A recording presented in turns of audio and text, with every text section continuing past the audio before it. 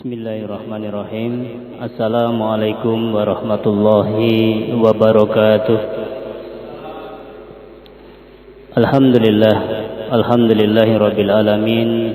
Assalatu wassalamu ala asrafil anbiya wal mursalin wa ala alihi wa sahbihi ajma'in birahmatika ya arhamar rahimin.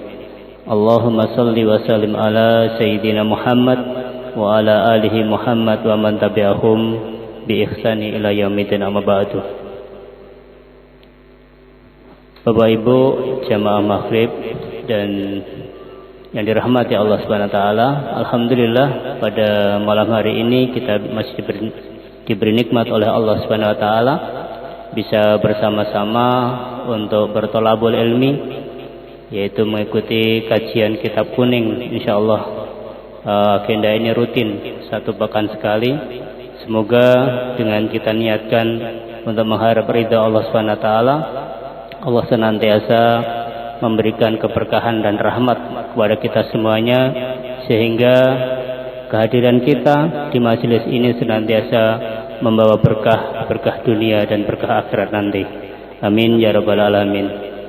Tak lupa setelah rasa syukur kita panjatkan pada Allah, salawat dan salam semoga senantiasa kita curahkan kepada khutbah kita, suri teladan kita baginda Rasulullah Muhammad sallallahu alaihi wasallam. Semoga kita semuanya diberikan keistiqomahan, bisa melaksanakan sunnah-sunnah Rasulullah, sehingga dengan istiqomah itu menjadikan kita dicintai oleh Rasulullah dan dimudahkan untuk mendapatkan syafaatnya nanti di yaumil akhir. Allahumma amin ya rabbal alamin. Bapak Ibu, untuk menambah keberkahan majelis ilmu kita buka majelis ini dengan bacaan Ummul Khitab Al-Fatihah. A'udzubillahi minasyaitonirrajim. Bismillahirrahmanirrahim. Alhamdulillahirabbil alamin. Arrahmanirrahim. Maliki yaumiddin. Iyyaka na'budu wa iyyaka nasta'in. Ihdinas siratal mustaqim. Siratal ladzina an'amta 'alaihim ghairil maghdubi 'alaihim waladdallin. Langsung saja ini kita sampaikan kepada Ustadz Sugiarto untuk melanjutkan materi kita. Monggo pada Ustadz, waktu dan tempat disilahkan. Tafadhol. Assalamualaikum warahmatullahi wabarakatuh.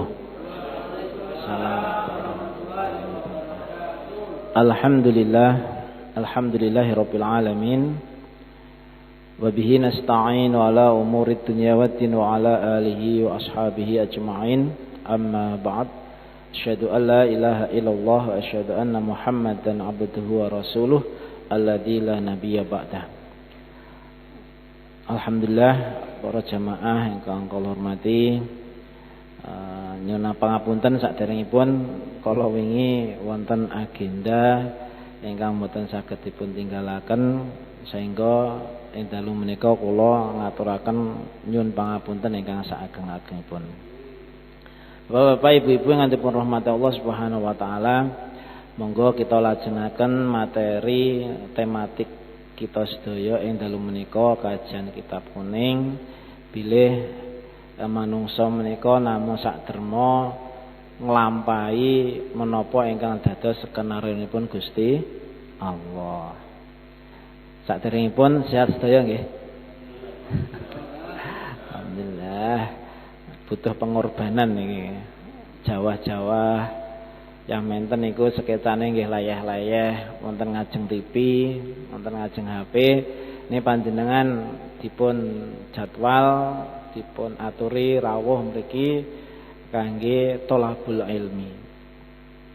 Supados menapa kita menika sampun dipun jelasaken wonten pelajaran utawi nasihat ingkang kepengker bilih kita menika sering-sering berkumpul kalih tiang-tiang ingkang ahli ilmu. Bukan berarti kula sing ahli ilmu mboten. Cuma kita saling mengingatkan wa tawasau bil haqq wa tawasau bis sabr. Marilah kita saling mengingatkan menawi kita mbok menawi mon kesupen materi-materi pelajaran-pelajaran ingkang sampun kita cecep, kita serap beberapa tahun yang lalu, sehingga kita kemutan melih. Nah, inilah fungsi, manfaat, fadilah, keutamaan bagi tiang-tiang ingkang pados ilmu. Monggo kita lajengaken malih nasihat-nasihat ingkang dipun serat wonten kitab menika. Bismillahirrahmanirrahim. Qala musannifu rahimahullah wa nafa'ana wa bi ulumihi bid-dharaini amin. Bapak-bapak, ibu-ibu ingkang dipun rahmati Allah Subhanahu wa taala, wal maqalatul asyirah, nasihat ingkang sedasa inggih menika jelasaken bilih kita menika dipun arahaken, dipun saranaken supados kita menika dados tiyang utawi umatipun Kanjeng Nabi ingkang seneng weweh. Weweh niku napa? Paring. Suka memberi. Dados memberi napa niki? Monggo sesuatu yang bermanfaat bagi orang lain, bermanfaat bagi keluarga kita, lan umumipun manfaat dumateng agama, bangsa dan negara. Kita harus punya jiwa sosial yang tinggi, harus menjadi orang yang pemurah. Qala fil hadis qudsi, di sini dijelaskan di dalam hadis qudsi, bilih Allah Subhanahu wa taala menika niku tresna dumateng salasin, tigang menungso, mencintai dumateng menungso tiga. Sifatipun niku dados mencintai 3 orang, tapi Allah lebih mencintai terhadap 3 orang lagi. Nah, sinten menika? Al awalu utawi ingkang awal inggih menika ahlus sakha. Inggih menika tiyang ingkang ahli pemurah, seneng weweh. Tiyang sugih al-ghani utawi tiyang sugih sakhin kang pemurah. Dados sifate niku pemurah. Wa ahabbu, la niki lan Allah luweh demen minal miskini saking tiang-tiang ingkang miskin, bal sakhin balik tiang menika pemurah. Nah, kalau di bahasa Indonesia kan ngeten. Jadi yang pertama itu adalah orang Allah itu mencintai terhadap orang yang pemurah, belas kasihan. Tapi Allah lebih suka terhadap orang miskin yang pemurah. Nyah-nyoh. Temen iki bahasane napa? Nyah-nyoh nggih. Entengan. Inilah kepekaan sosial. Jadi Allah itu lebih cinta, Allah langkung demen dumateng tiyang miskin ingkang ringan dalam hal apapun. Kalau orang kaya, tiyang sugih ampun biasa nggih mboten. Dados tiyang sugih niku 1 juta, 2 juta, 2 yuta pun gampil. Ringan niku gajine 10 yuta sebulan. Bahkan ada yang 100 juta 1 bulan. Itu kan mudah bagi mereka. Gampil menggahipun tiyang ingkang sugih. Tapi Allah lebih cinta. Bukan berarti orang kaya enggak dicinta, Allah cinta. Gusti Allah niku tresna dumateng tiyang sugih ingkang pemurah. Ning tetapi Allah langkung tresna dumateng tiyang miskin ingkang pemurah. Inilah keadilanipun Allah Subhanahu wa taala. Nggih. Wis nek tak dadi wong miskin, napa ngoten? Mboten nggih? Nggih mboten. Tentunya enggak seperti itu, ngoten. Maka daripada itu kula emut ten sebuah kitab disampaikan ngeten. Ketika Abdul Uzza ngetas Abdul Uzza niku sinten? Ngeras. Kesupen nggih.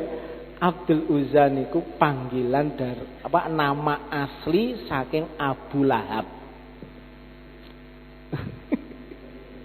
Jenengan apale sinten? Abu Lahab kan nggih. Abu Lahab itu adalah panggilan. Kebanyakan di Al-Qur'an itu semuanya banyak itu panggilan. Abu Lahab itu panggilan. Abu Jahal. Napa niku? Panggilan. Nek teng mriki sing paling gampil mados tiyang panggilane napa nama asline? Julukane nggih to. Lah itu namanya kan panggilan. Ini sudah sejak zaman dahulu itu sudah berlaku ngeten iki. Nah, itu ketika Abu Lahab nggih, kersane jenengan langkung apal, lantung nyambung ya. Abu Lahab itu suatu ketika ngaturi sedereke namine nggih, sedereke Abbas, namine Abbas. Hei Abbas, aku njaluk tulung, aku takok, apa adik iparku kuwi saiki lagi ngandhet atau bahasanipun hamil? Oh iya, kata Abbas. Bener.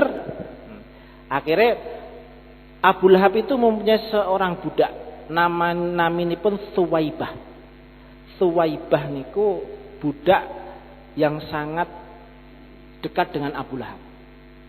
Akhirnya pun aturi niki Abu Lahab napa Suwaibah niku. Hei Suwaibah, kesinilah, tolong jagalah adik iparku. Adik ipeku jogonen sampai sak laire. Gini kok sinten? Siti Aminah. Lah ternyata selang beberapa hari, beberapa minggu lahirlah atau melahirkanlah Siti Aminah. Dados nglahiraken niku Siti Aminah. Akhirnya Suwaibah betul-betul melihat, artinya mboten melihat pas nglahirin mboten lho nggih, membuktikan bahwa betul-betul Siti Aminah menika nglahiraken. Mantun niku lapor ten Abu Lahab. Wahai tuanku Abu Lahab, sudah lahir sekarang, sudah melahirkan, sampun nglahiraken adik ipar panjenengan Siti Aminah, putranipun niku kakung dipun paring asma sinten? Muhammad. Masya Allah. Akhirnya niki wonten geneng cenengane wali niki. Akhiripun Abu Lahab itu sukanya tuh begitu luar biasa. Remene saestu adik iparipun sampun nglahiraken putra jalur bisa. Ketika mempunyai anak laki-laki, kalau orang Arab itu Masya Allah nih, gembiranya itu apa? Generasi penerus terus berjalan. Nggih. Artinya nasab niku mboten putus dari sebuah keluarga atau kaum ten zaman kalau niku nggih zamanipun Kanjeng Nabi. Akhiripun betul saking gembiranipun Abu Lahab, akhirnya napa? Wahai Suwaibah, hei budakku Suwaibah, krono aku iki seneng, dino iki seneng, adik iparku nglairne, gekku yo lanang pisan, dijenengne Muhammad pisan. Otomatis kalau bahasa Arab pisan Muhammad kan sudah jelas paham artinya orang yang terpuji atau orang yang dipuji. Akhirnya napa? Abu Lahab menika sekarang ini mengucapkan kata-kata ngendikan, wahai Suwaibah, pada saat ini karena kesenanganku atas adik iparku pernah melahirkan seorang bayi dan bayi itu putra dan putra itu dinamakan Muhammad, pada saat ini engkau aku bebaskan, aku merdekakan. Masya Allah. Rumiyin niku pinten regine budak niku? 50 jutaan kirang langkung sakmu. Itu napa? Niku les-les ngoten mawon mboten pikir panjang. Langsung memerdekakan Suwaibah ketika niku. Lah, itu gara-gara napa? Senang atas lahirnya seorang pemimpin di kemudian hari nggih menika Nabi Muhammad. Kula mboten menghubungkan kalih memperingati Maulid mboten nggih. Napa niku? Leh infak 50 yuta niku lho. Krana seneng niki lho. Masya Allah. 50 juta tanpa berpikir panjang. Ternyata kejadian itu terdengar oleh Abbas. Dan malamnya Abbas itu memimpikan Abu Lahab. Padahal Abu Lahab belum meninggal ketika itu. Abu Lahab diimpikan sudah mati. Dan matinya Abu Lahab itu ternyata ketika di dalam alam kematian itu, Abu Lahab itu ada satu hari di mana satu hari itu dia tidak disiksa. Kenapa? Akhirnya di dalam mimpi niku saged dipun damel hujah, monggo jenengan pertados napa mboten nggih terserah. Karena ini ada sebuah mimpi. Mimpinya bukan mimpinya seorang nabi. Kalau mimpinya Kanjeng Nabi, tentunya itu adalah wahyu. Karena itu mimpinya Abbas. Dan ketika itu Nabi masih kecil kan ngoten. Nah, Quran juga belum hadir ketika itu. Belum datang. Makanya Di dalam impian itu Abu Lahab berkata kepada Abbas, "Khuffifa alayya fi kulli isnan." Aku iki khuffifa den ringanake sapa alayya ing atase ingsun fi kulli isnani ing dalem ben saben-saben dina Senin. Wa wali madza? Wahai Abu Lahab. Karena kenapa demikian? Krana napa? Aku seneng lahire Kanjeng Nabi wa tasaddaqtu lan aku nginfakne berupa napa? Taqahu Thuwaibah. Inggih menika wis seneng lahire Kanjeng Nabi tur kula niki infak. Nggih menika memerdekakan budak niku. Nah, lha niki kan maulud niki. Jenengan infak pinten? Mboten ngoten nggih, mboten hubungane niku. Tapi jenengan infak monggo, bebas-bebas mawon. Tidak harus ketika memperingati lahirnya Kanjeng Nabi. Tidak terbatas waktu. Itulah sedikit terkait dengan cerita yang ada hubungannya dengan ahli sakho. Jadi kita niku kedah dados tiyang-tiyang ingkang pemurah. Mboten hitung-hitungan nggih. Mboten hitungan. Manajemen boleh, tapi tidak boleh terlalu. Napa-napa niku terlalu mboten sae. Apik mawon nek terlalu nggih mboten sae. Pramila bapak-bapak, ibu-ibu jamaah ingkang kula hormati, kula niku seneng nek maos hadis niku lho nggih. Napa niku cerita yang khufifa niku. Lah wong Abu Lahab niku pun kafir, pun jelas dinas kalih Gusti Allah mlebet neraka. Ben Senin dipun ringanaken siksane gara-gara napa? Seneng kalih lahire Kanjeng Nabi tur. Lah niki wonten tore tambah infak merdekakan budak. Mboten pemurah pripun Jobi Abu Lahab. Allah mengasih keringanan setiap hari Senin diringankan siksanipun. Khufifah niku dipun ringanaken lho nggih. Lha kok saged ngoten? Diringanaken ndak disiksa itu sudah termasuk luar biasa keringanan. Kados contoh ngeten. Orang itu masuk ke dalam neraka itu sudah termasuk siksaan, Pak. Kados nuwun sewu nggih, seorang napi ketika divonis dapat masalah dan itu melanggar hukum dan itu masuk ke bui jeruji besi, masuk etok senajan mboten di napa niku? Itu kan termasuk siksaan, nggih napa mboten? Beban mental, kejiwaan, fisik semuanya. Nah itu diceritakan ngoten niku, terus memaknai sebuah keilmuan itu harus sampai dalam. Jadi ketika masuk ke dalam neraka itu sendiri sudah termasuk siksaan. Pramila kita tinggal milih monggo, pengen di mlebet neraka tapi ben Senin diskon apa mlebet swarga selawase nggih monggo. Nek pengene kados Abu Lahab nggih monggo. Seneng tok lahir Kanjeng Nabi ning tidak mau mengikuti ajarannya. Nggih wonten. Mungkin kasusnya kados Abu Lahab. Salat gak gelem, tapi aku seneng lahir Kanjeng Nabi. Salat gak gelem, poso gak gelem, berarti kok kados dene Abu angsal diskon ben Senin. Tapi tetap mlebu neraka. Tapi yang paling penting nggih menika ten babakan iki menika ahli sakho. Harus punya jiwa pemurah. Lah niki dihubungaken kalih napa melih? Wa khuluqun nabi. Nah niki nggih nuwun sewu. Khuluqun nabi kados hubungannya kalih akhlakipun Kanjeng Nabi. Kenapa? Kanjeng Nabi niku adalah mempunyai jiwa pemurah yang tidak ada bandingnya sifat pemurahnya. Masya Allah, tidak ada bandingannya. Panjenengan mestinya jelas pun napa niku pun paham cerita-ceritanipun Kanjeng Nabi, akhlakipun Kanjeng Nabi. Sampun jelas. Kenapa di dalam Al-Qur'an niku mboten pernah dijelaskan gantengnya Kanjeng Nabi? Pernah mendapatkan ayat yang menjelaskan bahasa Kanjeng Nabi itu ganteng? Wonten? Tidak ada. Kanjeng Nabi niku gagah tidak ada.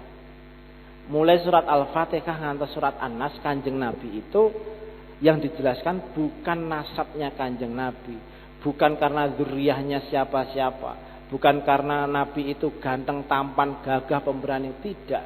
Tapi di dalam Al-Quran yang dijelaskan wa innaka la'ala khuluqin alim. engkau Muhammad adalah orang yang mempunyai akhlak yang agung. Akhlakipun tinggi. Yang tidak ada bandingannya di muka bumi ini. Mulai dari Nabi Adam nanti sampai akhir zaman. Tidak ada akhlak yang mampu menandingi akhlaknya Rasulullah sallallahu alaihi wasallam. Nek weweh niku lho Kanjeng Nabi niku lho nggih. Nek biasane ten peken niku maringi sinten sing piantun wuta niku. Nggih, maksud ini kan disukani dedaharan kan nggih didulang. Nek awake dhewe pripun? Kaetok tinggal mantuk. Jarang kita itu mendulang orang yang bukan sanak keluarga kita itu jarang. Nah, itulah kehebatan Rasulullah dari akhlaknya Rasulullah SAW. Bahkan orang-orang yang pernah mencaci maki Rasulullah, menghina Rasulullah, bahkan yang mau membunuh Rasulullah pun tetap diakhlaki, diberikan perilaku yang luar biasa oleh Rasulullah. Jadi ketika temu pun tabasum. Mesem Kanjeng Nabi kepada Abu Lahab wong familine tetap mesem. Nek Abu Lahab ten Kanjeng Nabi, wah luar biasa. Tapi Rasulullah luar biasa. Tidak ada yang mampu menandingi akhlaknya Rasulullah sallallahu alaihi wasallam. Niku ya alisakho. Dados intinipun orang yang dicintai oleh Allah adalah orang kaya yang pemurah, tapi Allah lebih tresno dumateng tiang-tiang miskin ingkang pemurah. Asani utawi ingkang angka kalih inggih menika al-mutawadhi'in, inggih menika tiang-tiang ingkang tawadhu'. Tawadhu'. Rendah hati. Tawadhu' niku pripun nggih? Andhap asor. Andhap asor. Mboten seneng remehne tiyang. Mboten seneng mencaci maki orang. Bagaimanapun bentuk objek yang dilihatnya, siapapun dia, sinten tidak akan pernah terucap oleh kata-katanya kata yang menyakitkan hati orang tersebut. Al-mutawadhi'in andhap asor. Tamiki dijelasaken tiang miskin ingkang andhap asor mboten sombong niku Allah tresno. Tapi Allah lebih cinta wa ahabbu lan Allah langkung tresno dumateng ahlul mal tiyang ingkang sugih bondo ning andhap asor. Sak wangsule ingkang nomor pertama. Lah nek tiyang sugih sombong nggih kadang sak pantese kadang lho nggih, kadang.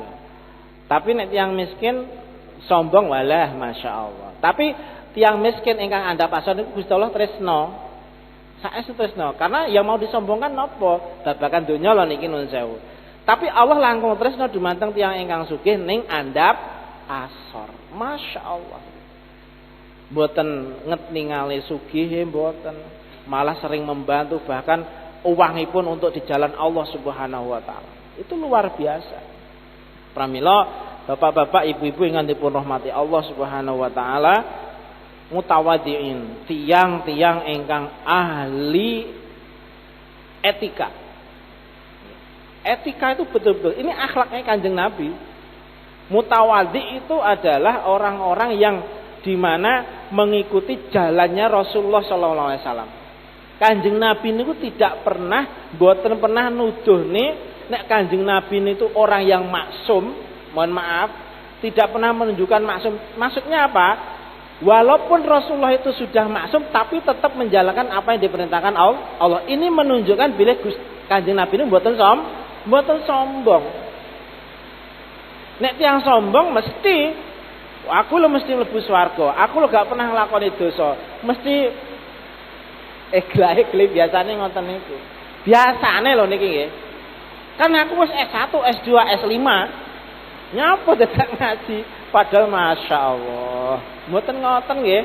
Janganlah kita ini menunjukkan sifat takabur kita. Sing kala wingi dipun jelasaken nggih, bahwasanya takabur itu hubungannya dengan iblis, setan.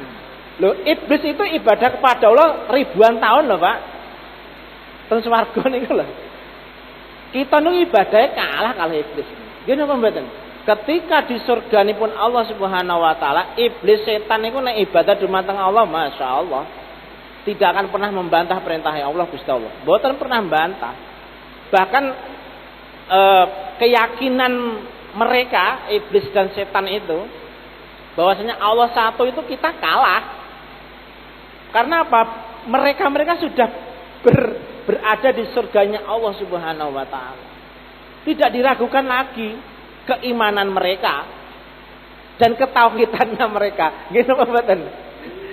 Akan tetapi karena diperintah oleh Allah fasajadu, disuruh sujud atas ciptaannya Allah yaitu namanya Adam, maka dia itu ana khairum minhu. Aku iki lho. Aku ki luwih apik timbang Adam. Begitu saja kesombongannya. Masya Allah. Akhirnya pun apa? Gua saking swarga. Lah wae dhewe niku kita sedaya niku lho. Mlebu swarga dereng, mati nggih dereng, sombong itu sampe mlebu swarga king pundi? Dalan king pundi? Kan dawuh Kanjeng Nabi kan ngeten. Man kana, barang siapa yang di dalam hatinya ada sifat sombong, sekecil dzarrah. Nek rumiyin niku nek manane dzarrah niku biji sawi. Tapi sekarang tuh masih ada yang kecil lagi. Nggih menika atom. Nah, ngoten niku lho. Walaupun sekecil atom, maka dia tidak akan pernah masuk surganya Allah Subhanahu wa taala. Yang atom itu tulisannya takabur. Sombong. Ngoten lho ya. Masya Allah. Tiang sombong ini kados pundi to? Ada yang mengatakan orang yang menolak kebenaran. Itu yang sombong. Terus dipenjelasakan orang sombong itu adalah orang yang menolak kebenaran dan wa tahkirin nas, orang ingkang remehaken manungsa yang lain. Pun niku. Menolak kebenaran niku napa? Gusti Allah kan sampun perintah ABCD kan ngoten. Dia menolak. Lah mosok lebih lah ini bahaya, orang sombong ngeten iki. Mosok golek ilmu mesti pinter. Nah, nek golek ilmu niku kan mboten mesti pinter nggih. Indonesia. Sing penting napa ngerti. Nek ngendikanipun Kanjeng Nabi ngeten. Tiyang mutawadhi andhap asor ngeten iki. Pokoke aku golek ilmu. Dimanapun berada kula niki ajeng pados ilmu. Pokoke ndugeni ilmu. Wonten kiai mriku wonten pangaosan kula dugi. Wonten majelis salim mriku kula pokoke sing penting dugi. Yang penting prinsip dalam kehidupan kula adalah saya tetap mencari ilmu selamanya. Masalah pinter lan ora pinter niku urusane Gusti Allah. Ngoten lho. Mbok mosok to nek wis taun-taunan golek ilmu kok ora pinter-pinter niku nggih nemen-men. Nggih napa mboten? Pasti ada sekian banyak ilmu itu sing nyantol niku mesti wonten. Itulah kehebatannya. Makanya dalam hadis Rasulullah disampaikan apa keutamaan orang yang mencari ilmu itu? Ketika orang itu mencari ilmu yang istiqomah, maka dia akan diberikan ilmu oleh Allah yang sebelumnya orang itu tidak pernah paham terkait ilmu-ilmu yang dia miliki. Ini kula sae. Pramila dipun sebataken golek ilmu terus, pados ilmu terus. Ten Habib sinten, ten kiai sinten, Romo kiai sinten, monggo. Itu bebas-bebas mawon. Sing penting janganlah sekali-kali kita itu menolak kebenaran. Kersane kita niku mboten sombong, nggih. Sampun kita niku ngremehaken dumateng tiyang sanes. Itu enggak boleh. Karena ciri khas orang mutawadhi, tawadhu ngoten niku, merasa dirinya lebih kecil, lebih pokoknya lebih di bawah orang lain. Itulah orang yang namanya andap asor. Atau begini saja, menganggap orang lain itu lebih baik daripada kita. Itu wong andap asor niku. Coba jenengan bersani tiyang sepuh nek ngendikan niku. Biasanipun tiyang niku nek pun andap asor kados dene wit pari sansaya sepuh sansaya dingklo. Bahasane kinayah-kinayah niku kan tiyang Jawi rumiyin kan sudah kita makan ya. Sampun kita midhangetaken. Bahkan itu terngiang-ngiang oleh kita. Pramila bapak-bapak, ibu-ibu yang dirahmati Allah, sampun ngantos kita menika dados tiyang-tiyang ingkang sombong wonten alam donya niku. Ingat, sombong itu akan dikeluarkan dari nikmatnya Allah Subhanahu wa taala sebagaimana Allah mengeluarkan iblis karena sifat sombongnya dari surganya Allah Subhanahu wa taala. Ingkang ketiga asalisu utawi ingkang ketiga inggih menika at-taibun, inggih menika tiyang-tiyang ingkang ahli tobat. Nggih, Gusti Allah menika tresna Allahu utawi Allah ku yuhibbu demen sapa Allah at-taibina ingkang wong kang ing dalem wong kang ahli tobat. Dados Allah niku tresna dumateng ahli tobat ae inggih menika tegese maksud iki asyekh. Asyekh niku tiyang sepuh nggih. Dados syekh niku artinipun tiyang sepuh. Boleh kalau itu tiyang sepuh yang ditujukan kepada ahli ilmu berarti piantun ingkang winasis. Niku nek ahli ilmu. Tapi kalau kita orang biasa kados kawula lan panjenengan sami niki nek diarani syekh berarti tiyang sepuh wong tuwa. Tiyang tuwa yuswane ingkang sampun kathah niku syekh. Nggih. Dados Gusti Allah niku tresna dumateng tiyang sepuh ataibuna ingkang ahli tobat. Nggih sak pantese to nggih. Nek sampun sepuh niku ahli tobat kan pantes. Memang kedahe ngoten niku. Wis sepuh ora gelem tobat, masyaallah. Bal ahabbu balik Allah luwih demen dumateng al-fata.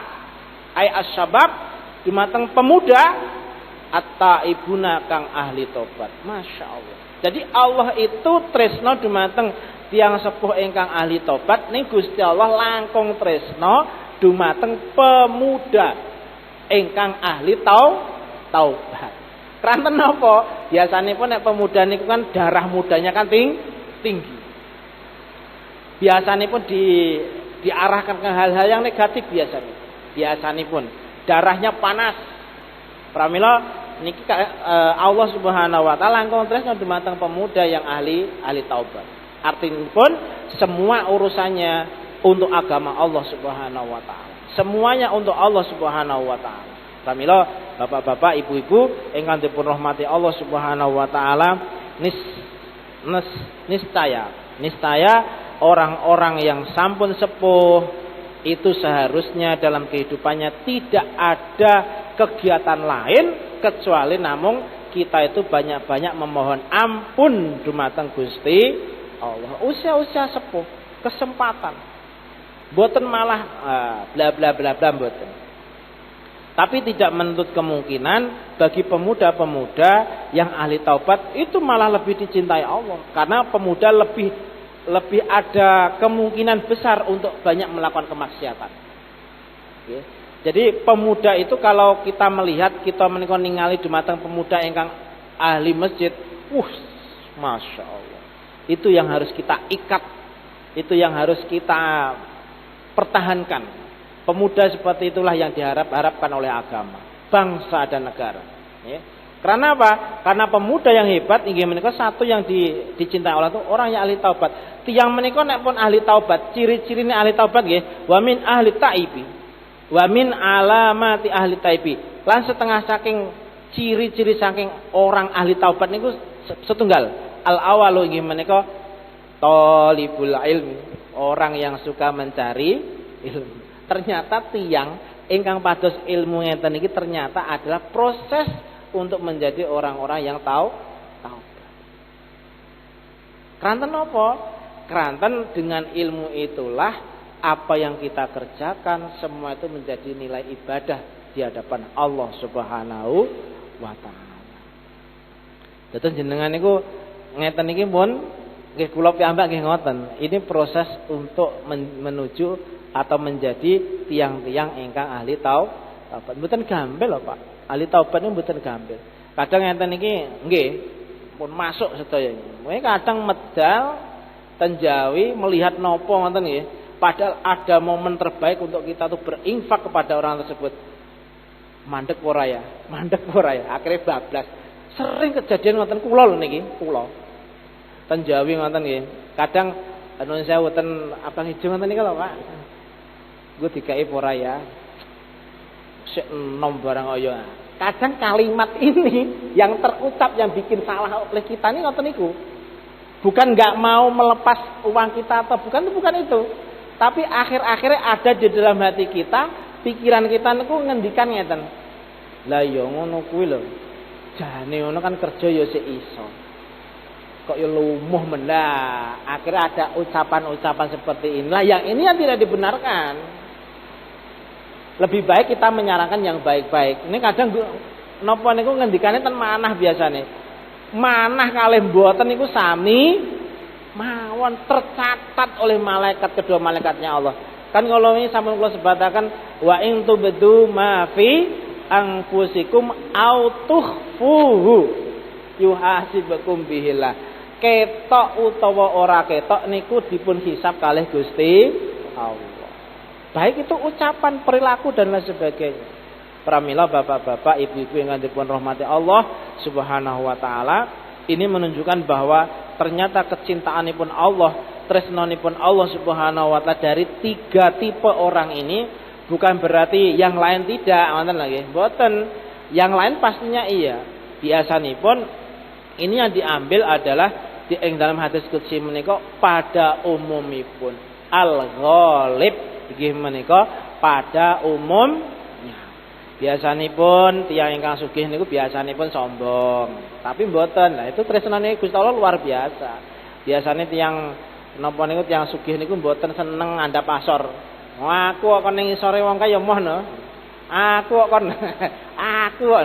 kaya dene iblis ana khairum minhu, aku iki luwih apik timbang Nabi Adam. Yo ngono kuwi sifate iblis. Makanya pramila bapak-bapak, ibu-ibu yang dirahmati Allah, senajan kita niku sugih, senajan kita niku kirang sugih, monggo kita niku tansah tawadhu andhap asor, saling menghormati, saling memberikan masukan yang baik kalau itu tujuannya untuk maslahat, tidak menunjukkan siapa saya, siapa kamu, sopo siro, sopo biasane ngoten niku. Nun sewu lho nggih, nun sewu. Aku ki lho Pak Yai, aku lho kudu anu. Nggih mboten kedah ngoten. Biarlah berjalan apa adanya. Nggih. Nek mboten diwonten nesu, mboten pareng. Bebas-bebas mawon. Biasa-biasa mawon. Artosipun biasa niku seorang murid memang harus takdim kepada seorang guru. Guru memang harus menyayangi kepada murid-muridnya. Kalaupun harus dicium monggo. Itu sebagai takdimnya seorang murid di mata guru. Kados nuwun sewu. Ketika kita mendapati orang tua kita, nuwun sewu bapak-bapak, ibu-ibu. Kula nggih sekedhik cerita nggih.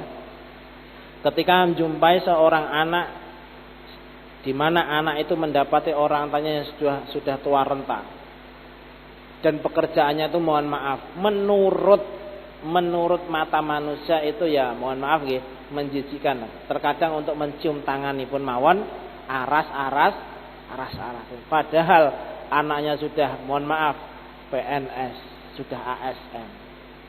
Bajunya bersih, pakaiannya bersih, semuanya serba enak. Tapi ketika dihadapkan oleh kedua orang tuanya, di mana orang tuanya dulu berjuang, tapi ketika hanya untuk mencium tangannya kadang lewo-lewo. Kadang wonten nggih? Wonten lho. Wonten masyaallah. Ngoten tak ampun, masyaallah. Padahal di tangan orang tua itulah jasa besar yang tidak terlihat oleh putra-putri ini pun. Pramila, ini menunjukkan kesombongan seorang anak. Menurut dia tidak sombong, tapi sebetulnya kesombongan yang terjadi itu karena dia melihat dunia itu ada segala-galanya. Makanipun wonten doa niku napa? Allahumma la taj'al dunyana akbar hammina. Ya Allah, duh Gusti sampun ngantos panjenengan dadosaken donya kula niki lebih besar, lebih tinggi penejonipun timbang akhirat. Akbar hammina. Tujuan kita napa? Akhirat. Jangan sampai dunia itu menjadi tujuan yang paling tinggi. Paling ini lho sing mboten nyenengne niku. Paling.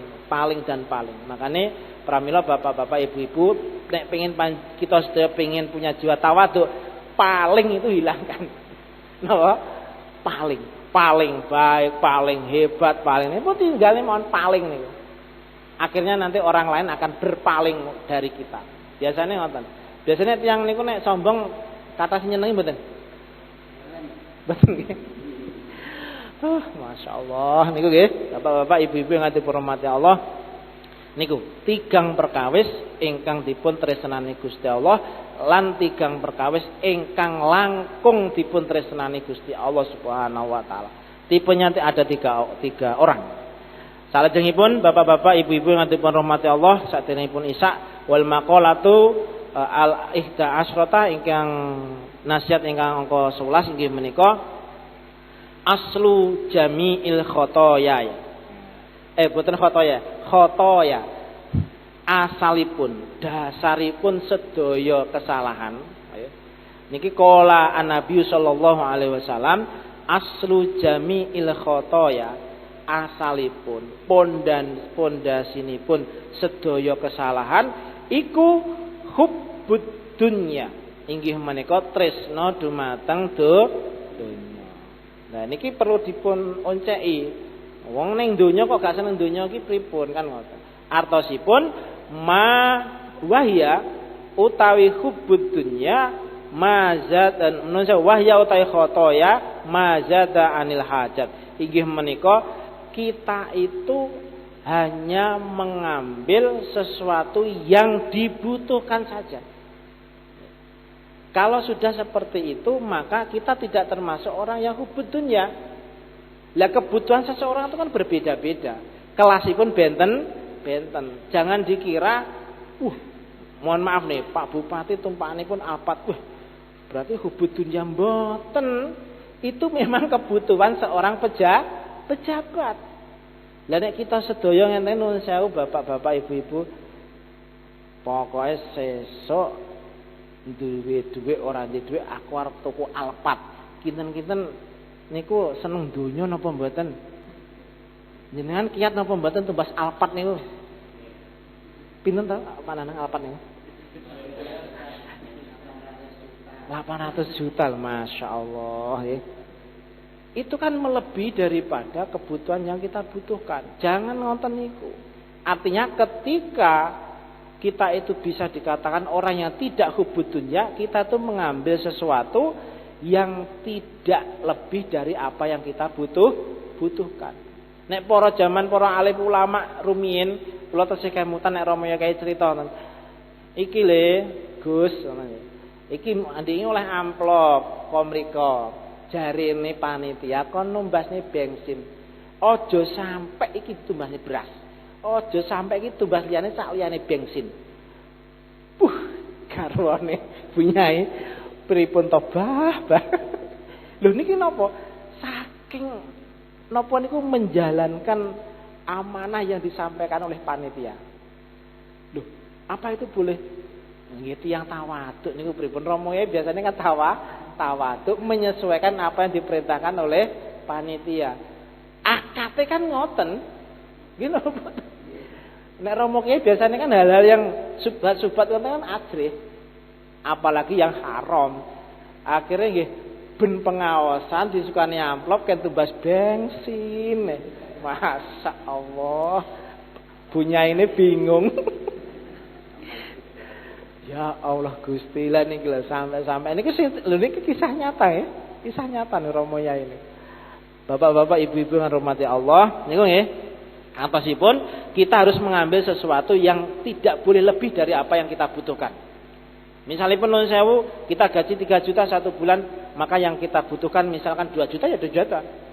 Yang lainnya untuk siapa? Untuk orang lain atau yang dibutuhkan orang lain. Bisa untuk agama, bangsa dan negara. Bisa untuk saudara-saudara kita yang kekurangan dan lain sebagainya. Nah niku definisi daripada hubbud dunya. Pramila nek kersane mboten diarani hubbud dunya nggih ngoten niku. Nggih. Salajengipun wa aslu jami'il fitan. Nuwun sewu nggih. Lan pondasi seluruh sedaya fitnah. Inggih menika aiman usuri. Inggih menika manul usuri inggih menika nyegah 1/10 wa zakati lan nyegah zakat. 1/10 saking zakat. Artinya dilarang untuk menunaikan zakat. Zakat ini kan kathah to nggih. Zakat bahasane nek mriki ada yang atful am alal khos li anal usra khosun bizuru wasimar.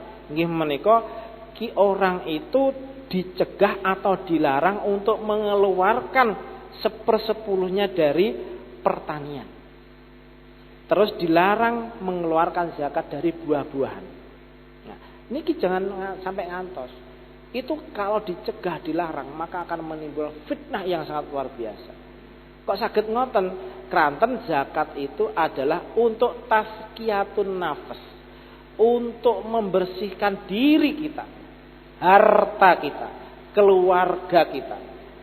Pramila ketika diri kita tidak bersih, boten resik, keluarga kita niku tansah kathah regetipun, pramila fitnah itu akan terjadi di mana-mana. Kenapa? Dia nanti mungkin akan, seharusnya orang ini yang tidak mampu akan mendapatkan zakat dari kita, dia nanti akan mencuri. Orang yang tidak atau mustahik katakanlah yang berhak menerima zakat nanti akan mengeluarkan kata-kata yang tidak enak. Orang itu kaya tapi tidak mau mengeluarkan zakatnya. Orang itu punya banyak buah tapi tidak mau membantu kita. Akhirnya timbul fitnah-fitnah. Fitnah-fitnah ingkang berbahaya di muka bumi ini. Pramila bapak-bapak, ibu-ibu yang dipun rahmati Allah, janganlah sekali-kali sampun ngantos kita niku nyegah saking perbuatan untuk tidak menyarankan orang untuk mengeluarkan zakat. Man ulul usuri wa zakat. Bahkan sampai Khalifah Abu Bakar Umar itu sampai membuat undang-undang, ambillah zakatnya orang-orang tersebut. Sampai kalau tidak mau mengeluarkan zakatnya, maka perangilah. Kan ngoten. Maksudnya perangilah mboten dibunuhna mboten, dipun arahaken, dipun lah kata. Karena apa? Karena kalau tidak seperti itu maka akan timbul fitnah yang besar di muka bumi ini. Pramila bapak-bapak, ibu-ibu yang dihormati Allah, sedikit wali zakatin naqti wal almi wali zakatil badan. Atasipun apa? Zakat itu bisa mencakup segalanya. Bisa zakat untuk harta benda nukut, wal an'am lan sandang pangan nggih, wali zakatil badan lan ugi zakat dumateng badan. Pramila bapak-bapak, ibu-ibu yang dihormati Allah, segala pondasi dosa itu adalah hubbudun, iya, krana weteng niki lho. Karena gara-gara perut ini segala cara akan dilakukan. Saestu niku hubbud dunya, seneng donya. Tapi yang berlebih-lebihan, ngoten lho. Lan wa aslu jami'il fitan nggih menika pondasi saking sedayanipun munculipun fitnah inggih menika napa kala nyegah utawi melarang orang untuk berzakat, baik zakat pangan, baik zakat buah-buahan, baik itu zakat harta benda. Pramila mekaten ingkang saged kula aturaken mbok bilih wonten klenta-klentun atur saking kawula nyuwun pangapunten ingkang saageng-agengipun. Mungkin pekan depan masih bisa kita sambung kembali. Mekaten ingkang saged kula aturaken sampun isa billahi taufik wal hidayah wa ridha wal hidayah wallahu muwaffiq wa aqwamut thoriq. Wassalamualaikum warahmatullahi wabarakatuh. Waalaikumsalam warahmatullahi wabarakatuh. Jazakallahu khairan jazak kepada Ustaz Sugiarto yang telah memberikan nasihat kepada kita, ya. Tadi ada 3 hal yang membuat Allah itu cinta kepada kita.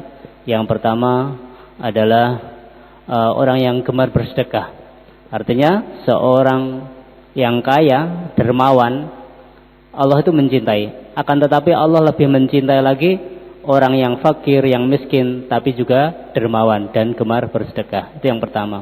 Yang kedua adalah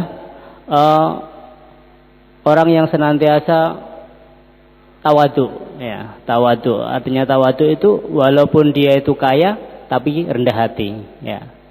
Itu yang dicintai oleh Allah Subhanahu wa taala. Kalau seorang yang tidak punya harta, rendah hati, tidak sombong itu biasa. Tapi Allah lebih mencintai orang yang kaya tapi orang itu tawadu. Itu yang kedua. Yang ketiga adalah Allah lebih mencintai atau Allah mencintai seorang yang sudah uzur, yang sudah tua, ya.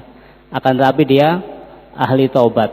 Akan tetapi Allah lebih mencintai seorang pemuda yang dia gemar atau dia menjadi orang yang ahli taubat kepada Allah Subhanahu wa taala. Semoga kita bisa mengambil hikmah dari 3 kecintaan Allah itu, minimal kita juga gemar bersedekah, kita juga rendah hati, dan kita juga senantiasa menjadi orang yang gemar bertobat kepada Allah Subhanahu wa taala. Itu minimal yang membuat Allah itu cinta kepada kita. Semoga kita bisa melaksanakan di dalam kehidupan kita sehari-hari. Allahumma amin ya rabbal alamin. Kita tutup, kita sempurnakan dengan bacaan hamdalah. Alhamdulillahirabbil alamin. Subhanaka Allahumma bihamdika asyhadu an la ilaha illa anta astaghfiruka wa atubu ilaik. Akhirul kalam. Assalamualaikum warahmatullahi wabarakatuh.